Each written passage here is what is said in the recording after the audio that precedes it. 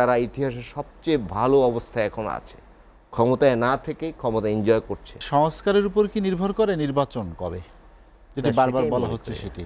কারণ সংস্কারের প্রক্রিয়া চলবে, নির্বাচনী প্রক্রিয়া চলবে। কারণ প্রধান উপদেষ্টা যে বলেছেন যে ডিসেম্বরে নির্বাচন, যেটা ডিসেম্বর থেকে জুনের মধ্যে, যদি ডিসেম্বরে হয় তাহলেও কিন্তু 1 বছর 5 মাস, এটা দীর্ঘ সময়। অনির্বাচিত ব্যক্তিরা এতদিন ক্ষমতায় থাকা, নিশ্চয়ই আমাদের তরুণ বন্ধু আমার সাথে একমত হবে, এটি গণতন্ত্রের জন্য ভালো না। এটি গণতান্ত্রিক ব্যবস্থায় এই সিস্টেম থাকা উচিত না। কারণ আমরা আপাও ছিলাম, আমরা আন্দোলন করেছি সৈয়দ এরশাদের বিরুদ্ধে। এরশাদ তিনিও কিন্তু 9.5 বছর ক্ষমতায় ছিলেন, হয়তো জঞ্জাল একটু কম ছিল, এবার অনেক জঞ্জাল জমা হয়েছে, কিন্তু এরশাদের পতনের পর মাত্র 3 মাসে কিন্তু নির্বাচন হয়েছিল।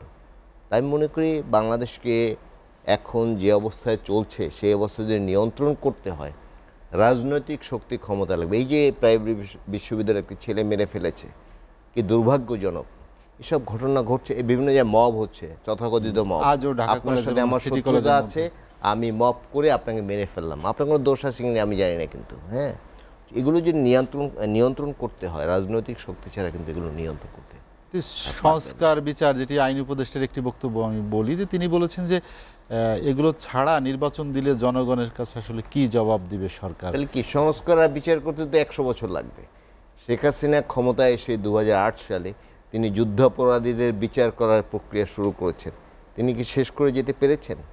তিনি তো প্রায় 16 বছর ক্ষমতায় ছিলেন, তিনি কি পেরেছেন? সুতরাং যত দ্রুত, আর ট্রাইব্যুনাল একটা এবার যে অপরাধ করছে শেখ হাসিনা, এটি তো শেষ করতে, এই আমরা বলি 1500 শহীদ হচ্ছে আমাদের ছাত্র জনতা, আমার মনে হয় আরও বেশি আছে, আস্তে আস্তে বেরোবে। আমরা তো অনেক কিছু জানি না এখনও, অনেক লাশ তো গুমও করা হয়েছে। সুতরাং বিচার করতে দীর্ঘ সময় লাগবে। বিচারিক প্রক্রিয়া চলুক, নির্বাচনের প্রস্তুতিও নেওয়া হোক। কারণ ওরা জানে নিশ্চয়ই গ্রামে গঞ্জের জনপ্রতিনিধি না থাকার কারণে, যদিও তারা জনপ্রতিনিধি ছিল না, কিন্তু কাগজে কলম হয়ে গেছিল বিনা ভোটে, এই না থাকার কারণে নানা ধরনের সংকট সৃষ্টি হয়েছে, শূন্যতা তৈরি হয়েছে, বিরাট শূন্যতা সৃষ্টি হয়েছে।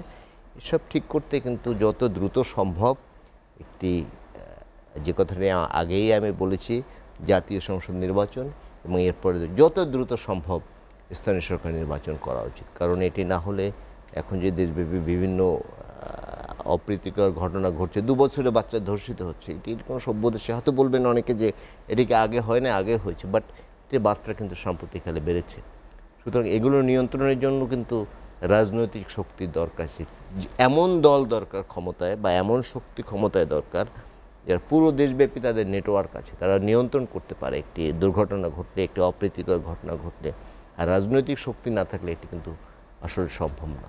সুতরাং আমি মনে করি যত দ্রুত সম্ভব, যদি ডিসেম্বরে হয়, প্রধান উপদেষ্টা বলেছেন 1 বছর 5 মাস, আমি যদি চাই এর মধ্যে অনেক কিছু করা সম্ভব। যদি ডিসেম্বরে নির্বাচন, তাও তো এখন 8 মাস বাকি আছে, এর মধ্যে অনেক কিছু করা সম্ভব। আর যদি তিনি বলেছেন, জামাত ইসলাম বলেছে যে রোজার আগে, তাহলে ধরুন জানুয়ারি, সেটি বা জানুয়ারি বা ফেব্রুয়ারি বা মার্চ যেতে পারে, সেটি তো অনেক সময়। সুতরাং সরকার যদি আন্তরিক হয়, কিন্তু একটি গোষ্ঠী আছে কোনো নির্বাচনে যেতে চায়, নির্বাচনটা করতে চায় না। কারণ অনেকে মনে করেন যে তারা ইতিহাসের সবচেয়ে ভালো অবস্থায় এখন আছে, ক্ষমতায় না থেকেই ক্ষমতা এনজয় করছে।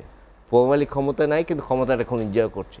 তাদের সরকার খুব পাত্তা দিচ্ছে, তাদের সরকার প্রোটোকল দিচ্ছে নানা জায়গায়, নানা কিছু, এই স্টুডিওতে আমি সেগুলো আর বলবো না। এই স্বাদটা, এই মজাটা টিকিয়ে রাখার জন্য বিনা ভোটে যাতে যত দেরিতে নির্বাচন হয় তাদের জন্য সুবিধাজনক। এবং এমন অনেক দলের বিরুদ্ধে অভিযোগ আছে যারা কোনোদিন ক্ষমতায় আসার সম্ভাবনা নাই, যেসব দলগুলো, তারাই কিন্তু নির্বাচনের বিরোধিতা করছে। মানে ভোটে যারা হেরে যাবে বা ভোটের ভয় যাদের আছে তারাই নির্বাচনে, এবং অনেক আছে এর মধ্যে চায় যে নির্বাচন যদি দেরিতে হবে, আমি শক্তি সঞ্চয় করব, আমি বড় দল আরও বড় করতে পারবো। কিন্তু এগুলো আমার মনে হয় এটি সঠিক সিদ্ধান্ত না। বাংলাদেশের মানুষ নির্বাচন প্রিয়, বাংলাদেশের মানুষ ভোটকে একটি উৎসব মনে করে, যেটি গত 15.5 বছর ছিল না। যেমন আপনি নিশ্চয়ই গ্রামের ছেলে, বা গ্রামের যদি নাও হয়ে থাকেন, গ্রামগঞ্জে ইলেকশন কিন্তু বিরাট একটি উৎসব। হ্যাঁ, কিন্তু ভোট কিন্তু কেউ দিতে পারেনি, এখন দিতে চায় সবাই ভোট। এই তরুণ প্রজন্ম যারা আছে কোনোদিন ভোট দিতে পারে, আমরা 2-1 দিছি, আর কিন্তু দিতে পারিনি। শুধু তরুণ প্রজন্ম চায় সুষ্ঠু ভোট হোক, ভালো ভোট হোক। এবং গণতন্ত্রে তো নির্বাচন একটি বিরাট বিষয়, এটা কিন্তু অস্বীকার করার সুযোগ নাই। আর গণতান্ত্রিক ব্যবস্থায় কিন্তু অনির্বাচিত ব্যক্তি দীর্ঘদিন এটা গণতন্ত্রের জন্য সুখকর না। আর আমাদের অভিজ্ঞতাও কিন্তু খুব ভালো না, কারণ 2 বছর যারা বিনা ভোটে ক্ষমতায় ছিলেন শেষ পর্যন্ত দেশ ছেড়ে বাংলাদেশ থেকে পালিয়ে গিয়ে এখন বার্গার বিক্রি করে আমেরিকা, আমরা কিন্তু সে খবর জানি। সুতরাং সেটি যেন না হয়। আমাদের যিনি প্রধান উপদেষ্টা আছেন তিনি অত্যন্ত সম্মানিত ব্যক্তি, সারা বিশ্ব তাকে দেখলে দাঁড়িয়ে যায়। সুতরাং তার সম্মানটা যেন আমরা ক্ষুণ্ণ না করি। শেখ হাসিনা গত 15.5 বছর তাকে যত ধরনের অপমান অপদস্থ করা, তিনি যখন লেবার কোর্টে উঠতেন লিফট বন্ধ করে রাখা হতো, নানা কিছু করা হতো, এটি আমাদের জন্য গ্লানিকর ছিল। আমরা চাই এই ব্যক্তিটি যেন আমাদের কাছে সম্মানিত থাকে। আমি এখন একটু ক্ষমতা ভোগ করছি, এই জন্য এই ব্যক্তিটি বিতর্কিত করে যতদিন ক্ষমতায় যতদিন সম্ভব তাকে রাখলাম, এই প্রবণতা থেকে আমাদের বেরিয়ে আসতে হবে বলে আমি মনে করি। সংস্কার করলেন, প্রস্তাবনা করলেন, যারা নির্বাচিত হলো তারা সে সময় মানলো না। আমাদের অভিজ্ঞতা। তবে এখানে আমি আপনার সাথে আমি একটু দ্বিমত পোষণ করি এইভাবে যে রাজনীতিবিদরা অতীতে যা করেছে আগামী দিনেও যা ইচ্ছে তাই করবে, সেই ক্ষমতায় সুযোগ কমে আসবে। কারণ এবার যারা আন্দোলন করেছে একটি বিরাট জনগোষ্ঠী, তারা ধরেন আগামী 30 বছর রাজনীতি করবে বা রাজনীতি সচেতন থাকবে, সবাই তো আর রাজনীতি করবে না। সুতরাং এদের সেন্টিমেন্টকে আমি অ্যাভয়েড করে আমি এলাকায় গম বিতরণ করলাম, কি বলে খেয়াঘাটের ঠিক করলাম, এগুলো এমপিত্ব বাদ দিয়ে বা এমপিত্ব এই সুযোগ আমার মনে একটু কমার একটা বিরাট চাপ আছে জনগণের, আমি মনে করি।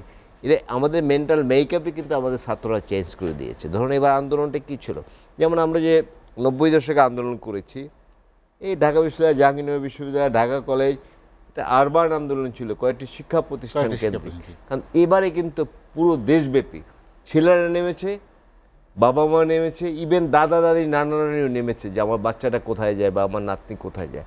সব মানুষ কিন্তু স্পর্শ করেছে।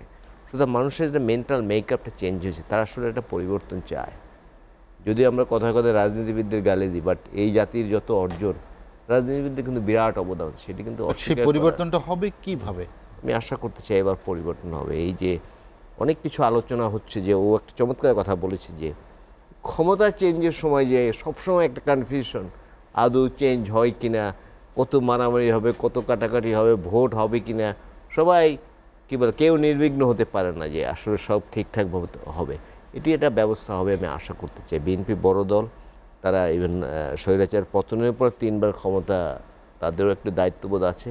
দেশের বিশাল সংখ্যক মানুষ তাদের সঙ্গে, আমাদের তরুণ বন্ধুরা যে দল করেছে তারাও অনেক তরুণ আছে তাদের সঙ্গে, বাংলাদেশ জামায়াত ইসলামী সহ অন্যান্য যে দল আছে তাদের সঙ্গে বিশাল জনগোষ্ঠী আছে।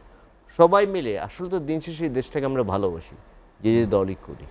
এই 56,000 বর্গমাইলে যারা আছে, দেশটা তো আমরা ভালোবাসি। আমাদের পূর্বসূরি এই দেশটির জন্য জীবন দিয়েছেন। আজকে আমি এখানে বসে, আপনি ওখানে বসে, আপা বসছে, আমরা কিন্তু দেশটি স্বাধীন হয়েছিল বলে, নাহলে কিন্তু কতটুকু বসতে পারতাম, আই এম কনফিউজ। সুতরাং স্বাধীনতাকেও যাই হোক, সেই প্রসঙ্গে আমি যেমন অনেকে এই খাটো করতে চেয়েছে বিভিন্ন সময়, বাট সেটি ঠিক না। আমি আশা করতে চাই, আমি আশাবাদী মানুষ, আমরা আগামী দিনে একটি ভালো দেশ পাবো। যেমন মাননীয় প্রধান উপদেষ্টা বলেছেন যে এবার একটা সুন্দর নির্বাচন তিনি উপহার দেবেন, যেটি অতীতে হয়নি। যেমন সব নির্বাচনে কিন্তু প্রশ্ন হয়েছে, যেমন 91-এর নির্বাচনে কিন্তু শেখ হাসিনা বলেছিলেন সূক্ষ্ম কারচুপি হয়েছে, নিশ্চয়ই আমাদের মনে আছে। হ্যাঁ, তিনি পদত্যাগ নাটকও করেছিলেন। যাক, সেই প্রসঙ্গে আর যাব না। সুতরাং এবার একটি ভালো পরিবর্তন হবে বলে আমি বিশ্বাস করতে চাই। ইভেন প্রার্থী বাছাই থেকে শুরু করে যখনই নির্বাচন হোক, ডিসেম্বরে এই নির্বাচন হবে, আমরা আশা করতে চাই ভালো একটি নির্বাচন হবে। ওই যে আমাদের মাথার উপর একটি পেশা আসে, পেশা গোষ্ঠী, দেশপ্রেমিক তরুণ ছাত্র সমাজ, এবং আপনি জানেন এই ভূখণ্ডের কোনো ক্ষমতা ছাত্র এবং আর্মির হস্তক্ষেপ ছাড়া কিন্তু হয়নি কখনো। Keep it in mind. যেমন 90 যে এরশাদের পতন ঘটেছে, আর্মি চিফ তিনি বলেছিলেন যে না, এবারেও যে শেখ হাসিনা পালিয়ে গেছেন, যদিও তিনি সুযোগটি দিয়েছে, কতটুকু ভুল বা সঠিক করেছেন সেই প্রশ্নে আমি যাব না। আপা ধন্যবাদ জানিয়েছে, আমি ধন্যবাদ জানাতে পারছি না, যাই হোক সেটি বন্য প্রসঙ্গ। শেখ হাসিনা পালিয়ে যেতে সহায়তা করায়, কিন্তু এবার একটি আমরা ভালো দেশ পাবো, আমরা এই আশা করতে চাই যে